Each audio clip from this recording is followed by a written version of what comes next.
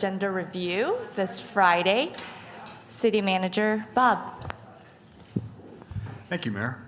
On the first page, we have 3 proclamations, and we're receiving an award. We have been judged to be the best tasting water in the state of Kansas this year, so Bob, if we'll I can, celebrate that. Yes, go I'll ahead. make a quick comment. So it was at the Kansas Water Environment Annual Conference, and so I asked for this item to be added to the agenda. 17% of Kansans get their water from Wichita. That's 1 in 6 Kansans. And so I'm just going to make a few brief comments and then hand it over to Don Henry, and he and his staff he wants to recognize. So I just think it's a fantastic opportunity to pause and thank our public works and utility staff who, do something that we take for granted every day. And especially during the drought, it's just another opportunity to remind people of the importance of water, but also in Wichita, apparently great tasting water. So thank you. On the first page also, I'll note, the mayor had asked about this. We've got the new language on public agenda reflects the council's actions that were taken previously to modify how speakers get on the agenda and the number of speakers that are allowed. So just a quick question. It looks like no one has signed up for public agenda, so that means during this time frame, anyone who shows up to the city council meeting that Tuesday will be able to come up and sign in? Yes, that's the way it's approved, and that's up to 25 minutes. Thank you. Okay. Page 2, unfinished council business. This would approve the nuisance party provisions that have been clarified as they apply to property owners. So it shows the limitations in terms of property owners' responsibilities for nuisance parties. Excuse me, and that's related to short-term rentals. I'm not sure I mentioned that. Under new council business number 1, this would approve a $90 million issue of healthcare facilities revenue bonds for Presbyterian Manors, Inc. It would refinance existing debt and then finance improvements at several of their senior living campuses. Page 3. Number 2 would approve approve an $835,000 project to upgrade lighting in city facilities, and then also along a street corridor that has experienced a significant copper theft, and we're putting solar installations there. I saw on that item that there was some garage improvements. Is that the remaining portion that will be garage improvements? If so, which ones? That would be if funds are available, if that's a possibility.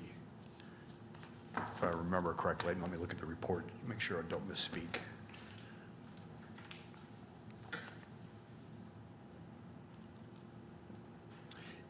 It could be used for garage improvements if we have funding available, but the primary projects are the City Hall, Bailey Street Corridor, and the rec centers.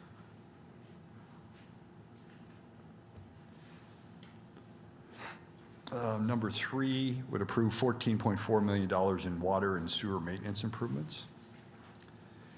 Number 4 would adopt new safety standards for elevators and escalators. These standards have been approved by the Board of Electrical Appeals. Number 5 would approve a purchase agreement for the Old Park Elementary School for the creation of the multi-agency center. On page 4, number 6 would approve a not-to-exceed contract in the amount of $2,174,906 and pre-development costs in the amount of $77,344 for the construction of the emergency winter shelter, which is Project 1 on the Park Elementary site. Can you again go over, so that's, now it's broken down into 3 phases.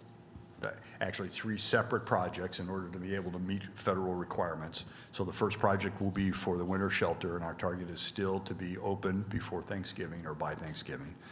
The second piece of it is for the remainder of the MAC, which is the intake facilities and shelter, and that is our goal is to have that up and running, I believe, by the end of April.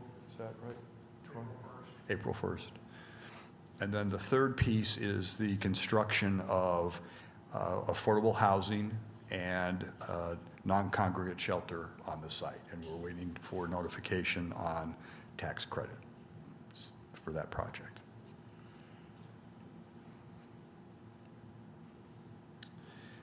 On the non-consent planning agenda, the first item would approve a zoning change in District 6. There's been a protest petition filed for that one. On page 5, number 2 is a rezoning in District 3. By the way, it's correct in the report, but it's still showing, it's incorrectly showing as District 6 on the agenda. That should be District 3. The MAPC recommendation was for approval. The DAB recommendation was for denial. And the third item is the rezoning for the MAC. There is a slight difference in the protective overlay restrictions that were recommended by MAPC and the DAB. That's all I have on page 5, nothing on page 6, nothing on page 7. On page 8, number 7 is a lease extension for concession operation in Clapp Park. Mayor, that's all I have. Thank you very much. Any council member comments? Just a reminder, there is a free fly-in at Jabara Airport tomorrow.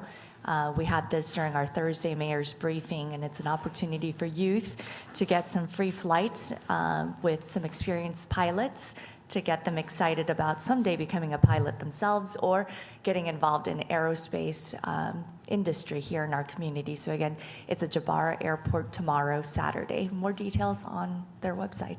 Thank you. Have a great weekend. Council member. I am present. I'm out door knocking for a town hall that's coming up next Saturday. We'll let everyone know I'm here and present. Have a good weekend. Can you say that again, Councilmember Glasscock?